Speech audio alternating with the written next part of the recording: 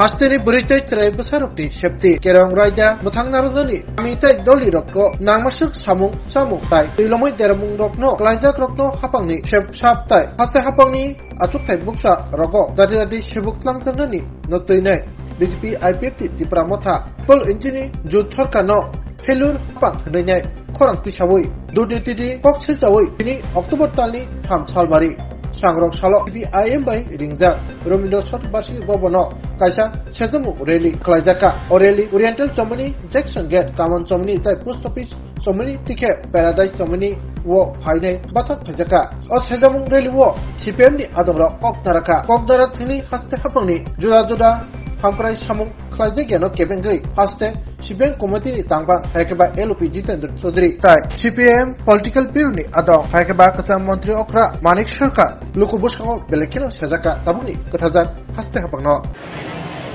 ওই পশ্চিম বাংলা বিহার আসাম এমনকি তার বাইরে অন্য রাজ্য থেকেও এখানে সরকারি চাকরি নিয়ে নিচ্ছে কি রাজ্যে অন্য রাজ্যের কোনো ছেলে মেয়ে অন্য রাজ্যের শ্রমিক আসতে পারবে না আমরা কথা বলছি না কিন্তু আমাদের দেশের সরকারের নিয়ম রাজ্য সরকারের group B group C group D এই সমস্ত চাকরিতে সেই রাজ্যের যদি স্থায়ী বাসিন্দা না হয় তারা পেতে পারে না কোন রাজ্যে হয় না কেন্দ্রীয় সরকারের দপ্তরগুলো ব্যতীত কিন্তু আজকে রাজ্যের মধ্যে স্থায়ী চাকরি যেমন চলে যাচ্ছে আর সমস্ত স্থায়ী চাকরিগুলোকে আউটসোর্সিং মানে কি কন্ট্রাক্টরের মাধ্যমে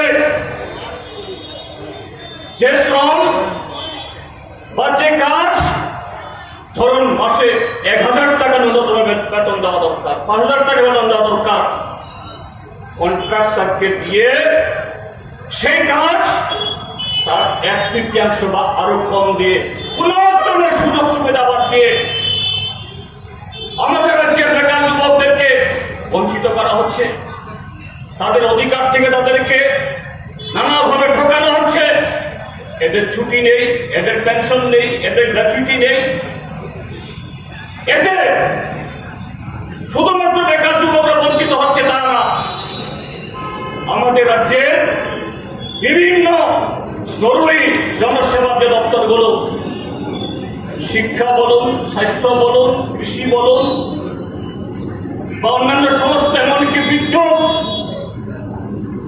সেখানেও হাজার হাজার শূন্য পদ তাই শিক্ষা মুক্ত উপরে পড়ে আছে স্বাস্থ্য মুক্ত উপরে পড়ে আছে কৃষি মুক্ত উপরে পড়ে আছে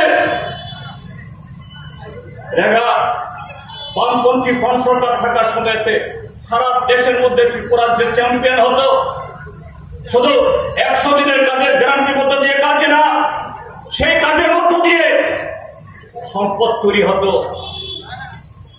সেই রেগার মাধ্যমে এবং আরো অন্যান্য দপ্তরের তার সহযোগিতায় এখানে যে সম্পদ তৈরি হয়েছে রাজ্য প্রায় খাদ্যশস্য উৎপাদনে সবজি উৎপাদনে মাছ উৎপাদনে এবং আরো আমাদের রাজ্যে জরুরি অনেক কিছুতে স্বয়ং সম্পূর্ণ সেখানে হয়েছে মানুষ তাদের আয় বেড়েছে এইভাবে একটি রাজ্য আমাদের দেশের রাজধানী থেকে বহু দূরে হল এই স্থলবেষ্টিত কেন্দ্র সরকার দ্বারা বিমাতৃসুলভভাবে যে রাজ্যটাকে প্রায় কয়েক দশক ধরে বঞ্চিত করে রেখেছে এই রাজ্য উন্নতির যে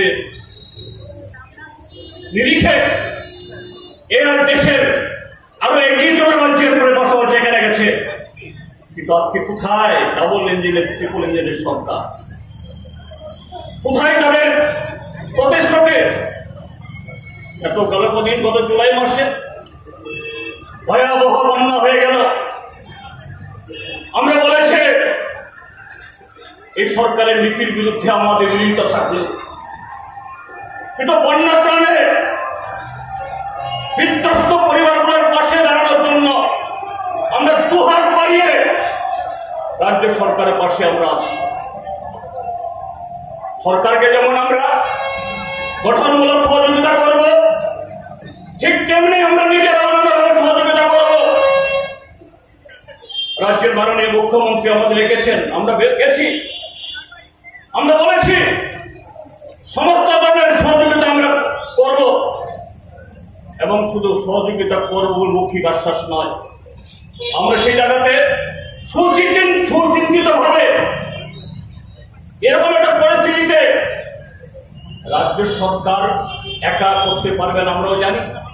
রানীবাজারের কাছে গুজরাট হঠাৎ করে জিগির তোলা হলো, কালী মূর্তি নষ্ট করে দিয়েছে, কালীর মাথা নাকি ভেঙে দিয়েছে। কে ভাঙল? আমরা তো এই এলাকায় গেছি, 3 বারের চেষ্টা, প্রায় 25 দিন পর যখন কথা বলছি যে মণ্ডপে কালী মূর্তি নষ্ট হয়েছে বলছিল, সেখানে যারা ভিড় করেছে তাদের জিজ্ঞেস করলাম যে মণ্ডপটা কত বছরে, বলে আমরা তো জন্মের পর থেকে দেখছি। তো মুসলিম ছেলে, কারোর বয়স 25, কারোর বয়স 27, কারোর বয়স 30, কারোর বয়স 35, বলে আমরা তো দেখছি জন্মের পর থেকে। এই পূজা বছর একবার হয়, চাঁদা আমাদের এই গ্রামে মুসলমানরা সংখ্যায় বেশি, দুর্গাপূজা হয়, এবছর হবে কিনা জানি না। দুর্গাপূজার চাঁদা 70 থেকে 80 ভাগ আমরা যারা অহিন্দু আমরাই চাঁদা দিই, এবং এই পূজা সুসংগঠিত করার ক্ষেত্রে স্বেচ্ছাসেবক হিসেবে বাইরে থেকে আমরা সহযোগিতা করি। হঠাৎ করে দেখা গেল মূর্তির গলা ভাঙা, তাকে বিক্রি করে সেদিন বিকাল থেকে রাত 10টা-12টা পর্যন্ত একের পরে সংগঠিত ভাবে বাছাই করে এলাকা পাড়া চিহ্নিত করে মুসলিম বাড়িগুলি সেখানে লুটতরাজ চলল, পুড়িয়ে দিল, মাথা ফাটাল, 7 মাসের শিশু পর্যন্ত রেহাই পাইনি। আমরা সেখানে গিয়ে কথা যখন বলছি, মা শিশুটাকে কাকে নিয়ে বলছে, আমার এই বাচ্চাটাকে তো রেহাই দেয়নি, তার কপালে যখন হাত দেওয়ার চেষ্টা করেছি সে ফেব্রিকে উঠবার চেষ্টা করেছে।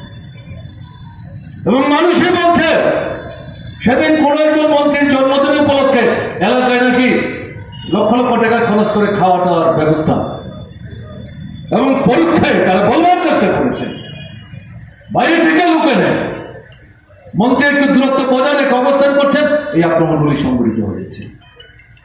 কই মুখ্যমন্ত্রী তো আজকেও গেলেন না, বাড়িঘর যেগুলো পড়ল লুটপাট হয়ে গেল, তার তো কোনো ব্যবস্থা নিলেন না। এই প্রাথমিকভাবে 2000, 4000, 5000 টাকা দিয়েছে।